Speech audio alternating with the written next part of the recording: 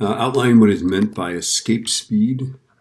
Right? Remember, it's the minimum speed to coast away from the surface of a planet or something like that, right? To get infinitely far away.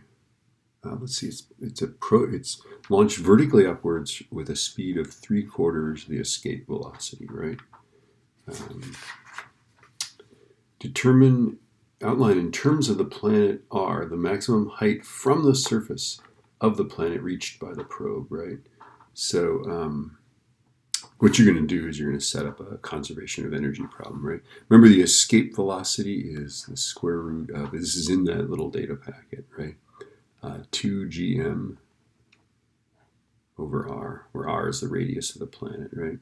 And this comes from 1/2 mv squared equals, gm m over r, right? So the m's cancel out, and you end up with this times 2, to get rid of that, and then the square root of that to give you the velocity, right?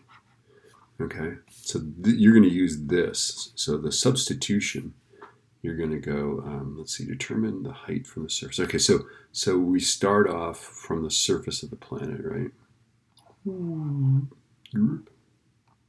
Right, we start off at distance r, right? So our initial energy is 1/2 mv squared plus negative g big M little m over r, right? And then that's going to equal, and when it coasts up to some distance here and stops, right? We know it doesn't have any kinetic energy, so it's going to be minus gm m over, I don't know, call it the h, right? Okay. And h, let's see, I'll just call h. H is from the center. I actually got this problem wrong. Didn't get it totally right. Okay. So you're going to substitute 3/4 of this, right? Substitute that in for v, right? It's going to square, so don't forget to square the 3 and the 4, right? And you're going to do some fraction stuff, right? The mass of the probe, it cancels, right? So we'll be able to cancel that. And you'll end up with an x, like I guess we should call it x, right? X is this distance here, right? From the center of the planet. So you'll solve for this x, and you can do that.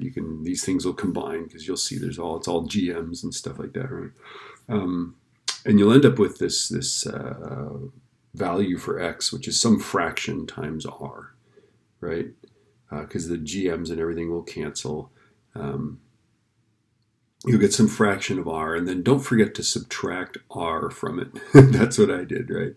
Okay, so for example, if you end up with x is, this is not what it is, right? But let's imagine that it's 12/5 times r, right? Don't forget to subtract 5/5 of r, and you'll end up with 7/5 r. Now, it's not anything like this, so don't pay any attention, but that's what I forgot, okay? Because you notice it's the height from the surface of the planet, right? And I always forget to subtract the radius of the planet, right? So anyway, make this substitution, simplify stuff, right? Solve for this x here, right? Okay, and then subtract an r. Okay, so let's see. The total energy of the probe, of a probe, a different probe, right, in a circular planet is gmm over 2r, where m is the mass of the probe and r is the orbital radius, right? Now, by the way, you're never going to use this, so I don't even know why they tell you that, right? A probe in low orbit experiences a small frictional force. Suggest the effect of this force on the speed of the probe. Okay. Now remember the orbit lab that we did last year, right? What's going to happen is, of course, it's going to lose energy, right? As it loses energy, it's going to get closer to the planet. And as it gets closer to the planet, what's that going to do to the speed? Remember that orbital velocity is what gm over r, right? So what happens as r decreases? That's the question. What happens to v? Anyway, 3 marks. I don't think I got all 3 marks. I think I forgot to say that just energy is lost, right? I went off on some rant. But anyway, happy hunting.